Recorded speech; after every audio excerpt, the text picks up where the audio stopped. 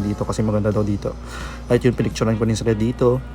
Ganda rin dito guys, picture lang. Dito naman kami sa sudden drop, di ko alam kung ano talaga yung tawag dito. Pero at first, kita nyo naman, galaw-galaw pa ako ng paa, chill pa. Iniwan ko yung sapatos ko guys. Yun, akala ko kunin na ako ni Lord. Kasi andun ako sa taas. Kita mo yan? Sa taas na talaga. At biglang nag-slow mo yung buhay ko nang biglang bumaba. Akala ko papunta na ako ng heaven. Pero hindi pala. Akala ko tapos na. Ay, oo nga, tapos na pala. So iniwan ko yung sapatos ko sa baba. Kasi pag sinuot ko yan talagang mahuhulog yan guys. Sinasabi ko, mahuhulog talaga yan.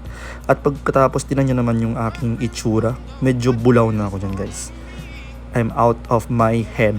So yun, naglakad-lakad na naman kami at pumunta kami dito sa food court. Maraming pagpipilian na pagkain dyan. Talagang sakto lang.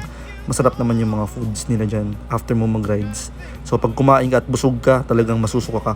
At dito naman yung, pumili kami ng fries pero hindi namin kinain sa taas ng Ferris wheel kasi bawal. At sumakay